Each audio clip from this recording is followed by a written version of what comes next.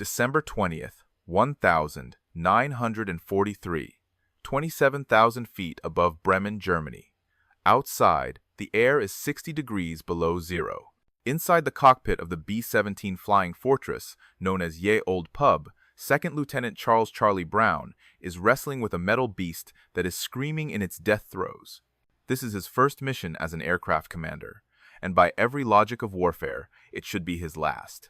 The sky has erupted into a nightmare of flak and fighter attacks. A shell explodes directly off the nose, shattering the plexiglass, and a hurricane of sub-zero wind slashes into the cockpit, instantly freezing the sweat on Brown's forehead. But the cold is the least of his worries. A scream tears through the intercom. Engine number 2 is gone. Number 4 is running away. The massive bomber shudders like a toy in the hands of a giant. Focke-Wulf 190 seconds and Messerschmitt 109 seconds are swarming them, smelling blood. They are executing the deadly 12 o'clock high attack, coming straight on. Brown sees the muzzle flashes of 20mm cannons blinking rapidly, sending rounds tearing through the thin aluminum skin of the bomber as if it were paper. The sound of ripping metal, exploding shells, and screaming engines creates a symphony of destruction. Hydraulics are shot. Electrical systems are flickering. Crucially, the oxygen system on the left side is destroyed. At this altitude, that means a silent death in minutes. Brown screams for his tail gunner, Hugh Eckenrode, but there is only silence. He doesn't know yet that the tail section has been destroyed, and Eckenrode is gone. Beneath the belly, the ball turret gunner is trapped in his metal sphere, hanging helplessly between life and death. The Olde Pub lurches violently. Brown grips the yoke with both hands, muscles locking up, fighting to keep 30 tons of metal from plummeting into the German countryside. Engine 3 is limping at half power. 2 is dead. 4 is spinning out of control, threatening to rip the wing off. Only engine number 1 is fighting to keep them airborne. A B-17 needs 4 engines to hold formation. With 1.5, it is nothing but a falling brick with wings. Brown looks out the shattered window. The protective box of the American bomber formation is drifting away. They are now a straggler, the most vulnerable prey in the sky. Alone, wounded, defenseless. Brown grits his teeth, pushing the nose down to find breathable air, accepting the risk of ground fire just to keep his crew alive. But he doesn't know that on a nearby airfield, one of the Luftwaffe's deadliest predators has just landed to refuel, an ace with 27 confirmed kills. He has spotted the crippled bomber limping across the sky. He is climbing into the cockpit of his Messerschmitt 109 right now, and he has never let a target escape. On the ground at the Jever airfield, Oberleutnant Franz Stigler is standing by the wing of his fighter, finishing a cigarette. He is waiting for his ground crew to finish rearming his Messerschmitt Bf 109 G6. Stigler is not just another pilot. He is a veteran, a man who has already stared death in the face countless times over the deserts of North Africa and the skies of Europe. He needs just one more kill to earn the Knight's Cross, the highest military honor in Germany. One more kill to cement his legacy. He hears the rumble before he sees it. High above, a dark, lumbering shape is crawling across the gray sky. It is trailing smoke, moving slowly, like a wounded animal separated from the herd. Stigler knows exactly what it is. A B-17 Flying Fortress. A straggler. To a fighter pilot, this is a gift wrapped in aluminum. It is an easy victory. He tosses his cigarette to the tarmac and signals his crew chief. The Daimler-Benz engine of his fighter roars to life, spitting blue flame. Within minutes, Stigler is airborne, climbing aggressively to intercept. The gap closes instantly. The American bomber is limping along at barely 130 miles per hour, struggling to stay in the air. Stigler approaches from the rear, climbing high to get into the classic attack position. He checks his gun sight. He flips the safety off on his cannons. His thumb hovers over the trigger. This is routine. This is war. You find the enemy, you line up the shot, and you destroy them. But as he gets closer, something makes him hesitate. He has never seen an airplane fly in this condition. The tail section is almost completely gone. The rudder is shredded. The left stabilizer is nothing but a skeleton of twisted metal. Through the massive holes in the fuselage, Stigler can actually see the daylight on the other side. He can see the internal ribs of the aircraft. He eases his fighter closer, pulling up directly behind the tail gunner's position. the spot that should be spitting lethal defensive fire at him. There is no fire. The guns are pointing down at a useless angle. Stigler looks closer and sees why. The tail gunner is not fighting back because he has been decimated. The rear of the plane is painted in blood. This is not a machine anymore. It is a flying coffin. Stigler lifts his thumb off the trigger. He remembers the words of his commanding officer from years ago in North Africa, Gustav Rodel. "If I ever see or hear of you shooting at a man in a parachute, I will shoot you down myself." To Stigler, this B-17 is no longer a combatant. It is a parachute made of metal and gasoline. The men inside are not soldiers attacking his homeland anymore. They are helpless human beings trying to survive. He makes a decision that could get him executed for treason. Instead of firing the burst that would send the Olde Pub into a death spiral, Stigler does the unthinkable. He banks his fighter and pulls up alongside the bomber's wing, so close he can see the terrified eyes of the American pilots staring back at him. On the ground at the Jever airfield, Oberleutnant Franz Stigler is standing by the wing of his fighter, finishing a cigarette. He is waiting for his ground crew to finish rearming his Messerschmitt Bf 109 G6. Stigler is not just another pilot. He is a veteran, a man who has already stared death in the face countless times over the deserts of North Africa and the skies of Europe. He needs just one more kill to earn the Knight's Cross, the highest military honor in Germany. One more kill to cement his legacy. He hears the rumble before he sees it. High above, a dark, lumbering shape is crawling across the gray sky. It is trailing smoke, moving slowly, like a wounded animal separated from the herd. Stigler knows exactly what it is. A B-17 Flying Fortress, a straggler. To a fighter pilot, this is a gift wrapped in aluminum.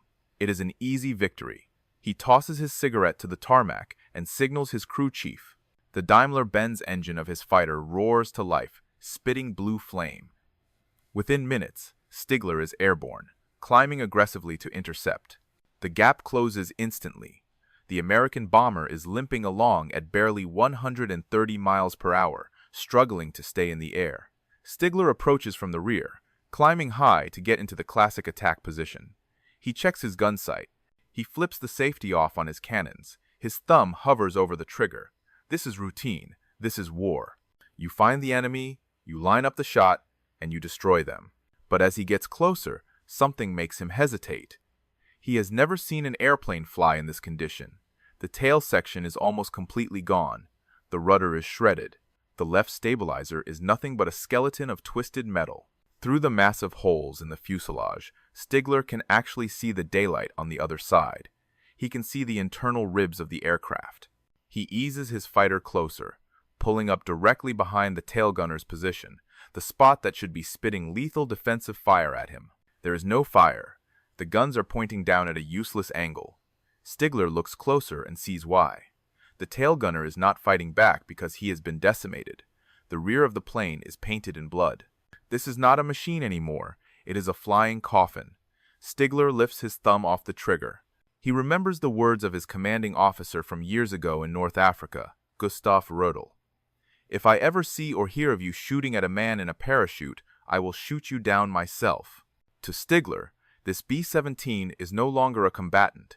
It is a parachute made of metal and gasoline. The men inside are not soldiers attacking his homeland anymore. They are helpless human beings trying to survive. He makes a decision that could get him executed for treason. Instead of firing the burst that would send the Olde Pub into a death spiral, Stigler does the unthinkable. He banks his fighter and pulls up alongside the bomber's wing, so close he can see the terrified eyes of the American pilots staring back at him. Charlie Brown stares out the shattered side window, his brain refusing to process what he is seeing. A Messerschmitt 109 is flying formation with him. It is so close that Brown can see the pilot's eyes behind his goggles. He can see the rivets on the enemy's engine cowling. He grips the yoke, his knuckles white, waiting for the muzzle flash, waiting for the explosion that will finally end it all. But the German doesn't shoot. Instead, he nods. Stigler waves his gloved hand frantically. He points down at the German countryside rolling beneath them. "Land," he is trying to say. "Set it down. You are alive, but you won't be for long." Brown shakes his head. He doesn't understand. He is terrified, confused and suffering from shock. He thinks this German ace is toying with him, playing with his food before the kill. Stigler realizes they aren't going to land. He changes tactics. He points aggressively to the east, towards Sweden. It is neutral territory, a 30-minute flight. If they turn now, they can crash land in safety. They will sit out the rest of the war in an internment camp, but they will go home to their families. But Brown keeps flying west, straight toward the Atlantic Wall, straight toward the teeth of the German coastal defenses. Inside the bomber, the tension is suffocating. The surviving gunners are screaming over the intercom. Is he attacking? Can I take the shot? The dorsal turret gunner spins his guns toward the Messerschmitt. Stigler sees the barrels turn. He stares down the black holes of the 50 caliber machine guns. One burst would turn his cockpit into a slaughterhouse. But he doesn't flinch. He holds his position, betting his life that the Americans are too shocked to pull the trigger. Brown screams back at his crew, "Don't shoot! Do not fire!" He knows that if they graze that fighter, the German will shred them in seconds. They are hostages in their own cockpit, escorted by the Grim Reaper himself. They are approaching the coast now. Below them, the Atlantic Wall bristles with anti-aircraft batteries. German ground crews look up and see the massive silhouette of the American bomber flying low and slow. They run to their quad 20mm cannons.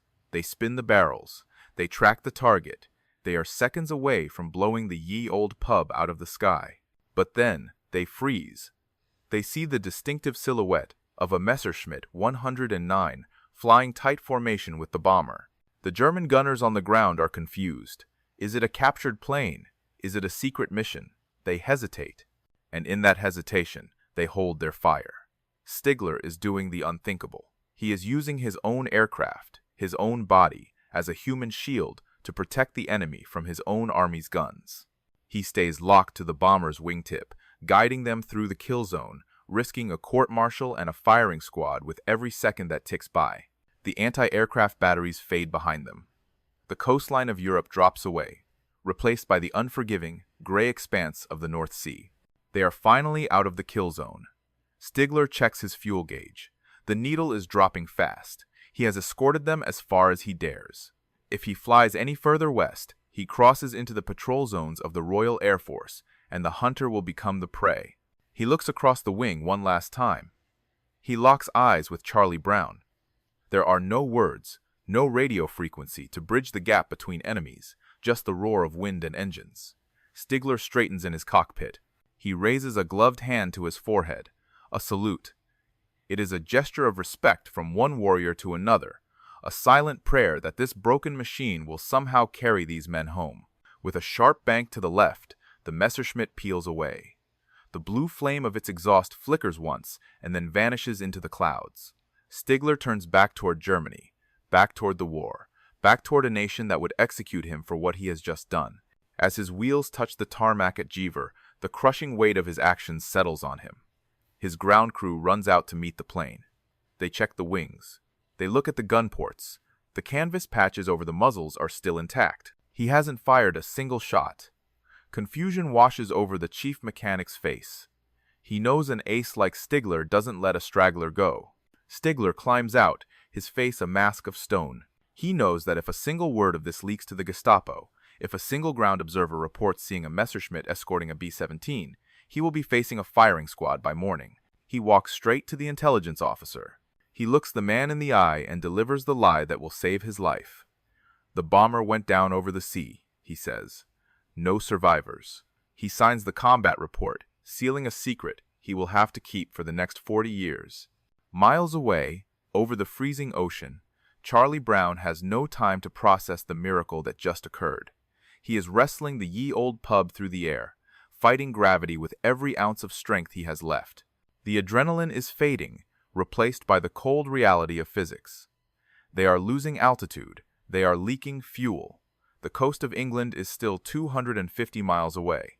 The German ace gave them a chance, but he didn't give them wings. The altimeter is slowly, relentlessly unwinding towards zero. 250 miles of freezing ocean stretch out before them.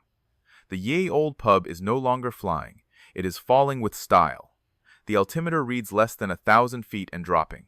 The fuel gauges for the remaining engines are bouncing near empty. The mathematics of flight are screaming that they will hit the water long before they hit the English coast. Charlie Brown makes a desperate call. "Throw it all out!" He yells over the intercom. "Everything!" In the back of the fuselage, the surviving crew members, numb from cold and shock, drag themselves into motion. They are not lightening the load for speed, they are trading weight for time. Heavy, 50 caliber machine guns are ripped from their mounts and tossed through the gaping holes in the hull. Boxes of ammunition, flak vests, radios, even the Norden bombsight secret technology that is supposed to be destroyed rather than lost, splash into the gray waves below. Every pound shed buys them a few more seconds of lift. Brown fights the controls, his arms burning with lactic acid. The B-17 is sluggish, unresponsive, a dying whale trying to stay afloat. The waves are getting closer. 500 feet, 300 feet. The spray from the whitecaps is almost visible. The crew braces for the impact of ditching in the North Sea, a death sentence in these freezing waters. Then, a shape emerges from the mist ahead. Not water, land. The cliffs of East Anglia rise out of the fog like the gates of heaven. They have made it, but the danger isn't over. They are coming in too low, too slow, and looking more like a wreck than an aircraft. British anti-aircraft gunners on the coast are trigger-happy, and a B-17 flying at treetop level with no radio contact looks suspicious.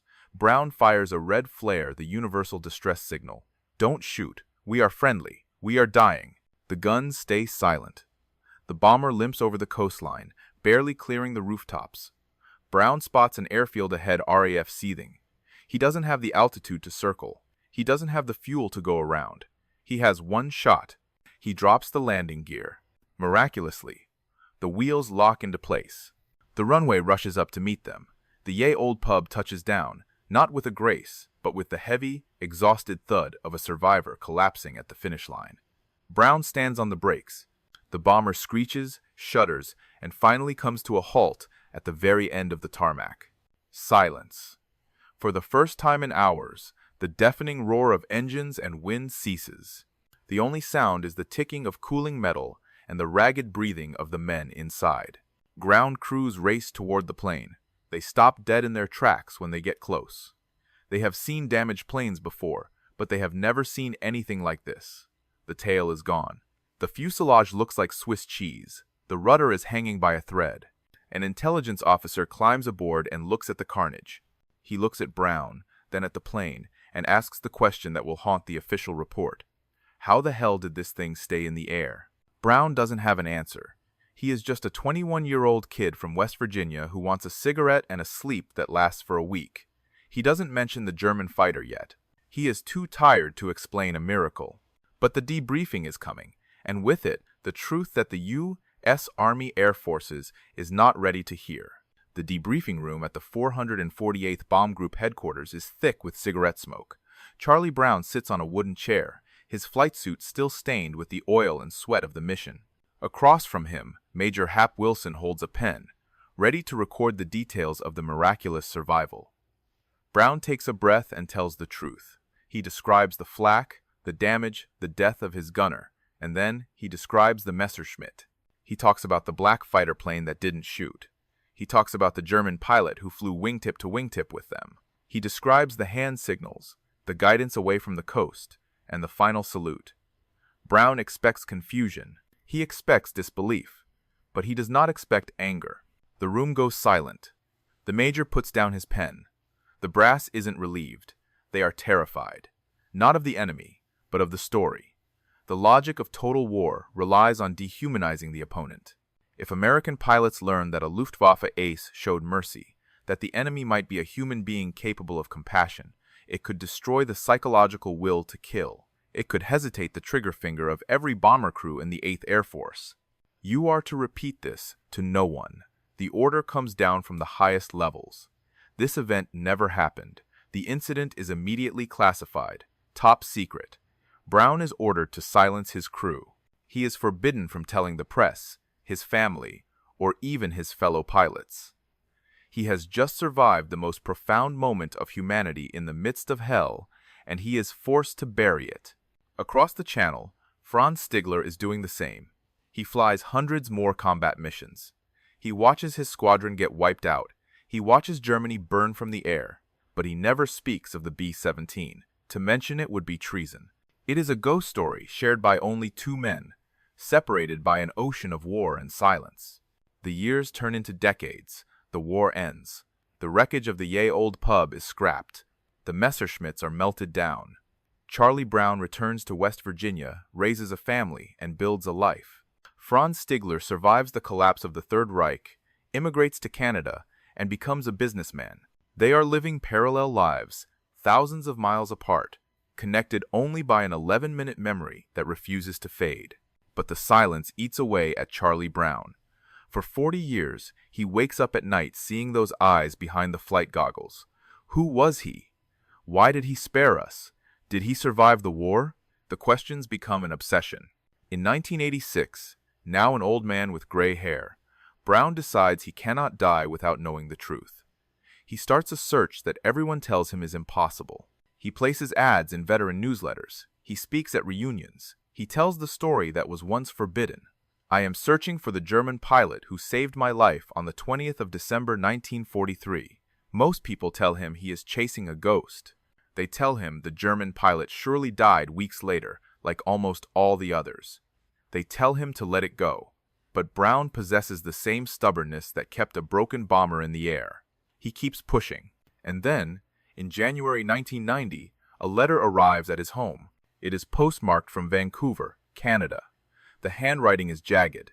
The English is slightly broken. Brown opens it, his hands shaking. The first line reads, "Dear Charles, all these years, I wondered what happened to that B-17. Did she make it home?" Brown freezes. The ghost has a name. The ghost has an address. The ghost is alive. Charlie Brown stares at the phone number written at the bottom of the letter. It is late at night in Miami, which means it is even later in Vancouver. But he cannot wait until morning. He has waited 46 years for this moment. His fingers tremble as he dials the international code. 1 ring, 2 rings. A voice answers. It is deep, rough, and carries the distinct, heavy accent of a man born in Bavaria. "Hello?" Brown takes a breath, his heart hammering against his ribs, just as hard as it did over Bremen in 1943. "I am searching for a German pilot," he says, his voice cracking slightly. He flew a Messerschmitt 109. He escorted a B-17 out of Germany in December 1943. He didn't shoot. There is a long silence on the other end of the line. For a terrifying second, Brown thinks the man has hung up, or perhaps he has the wrong person. Then, the voice speaks again, softer this time. "I was that pilot." The words hit Brown like a physical blow, but he needs to be sure. Memories can be tricky things, and there were thousands of encounters in the war. He asks the question that only the man on his wing could answer. "What did you do after you pulled up alongside me?" "I tried to get you to land," Stigler replies instantly. "I pointed down. You wouldn't do it. Then I pointed to Sweden. You wouldn't turn. So I flew with you to the coast. And when I left, I saluted you." Tears stream down Charlie Brown's face. The ghost is real. The enemy who spared him is breathing, living, and talking to him on the telephone. They talk for hours. They talk about the cold, the fear, and the madness of that day. Brown asks the question that has plagued him for half a century. Why? Why didn't you pull the trigger? Stigler's answer is simple and devastating. "I saw you," he says.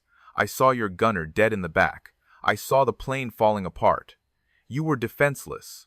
To shoot, you would have been like shooting a man in a parachute. I could not do it." They agree to meet, not in Germany, not in England, but in Seattle, Washington, for a reunion of the 379th Bomb Group. The day of the meeting arrives. The hotel lobby is crowded with veterans, men who spent their youth trying to kill each other. Brown stands by the elevators, scanning the faces. And then he sees him. Franz Stigler is no longer the young ace in a leather flight jacket. He is an old man, balding, wearing a modest suit, but the eyes are the same. Those piercing, intense eyes that had looked across the wingtip at him at 20,000 feet. The room goes quiet as the two men walk toward each other. There is a tension in the air. History says they should be enemies. History says one should have killed the other. But as they get close, they don't shake hands. They don't salute. Franz Stigler opens his arms, and Charlie Brown steps into them. They hug like long-lost brothers. They hold on to each other, weeping openly in the middle of the hotel lobby. In that embrace, the war is finally, truly, over. Stigler pulls back, looks at Brown with a tear-streaked face, and says the words that will define the rest of their lives. In 1940, I lost my brother in the war. Today, I have found my brother again.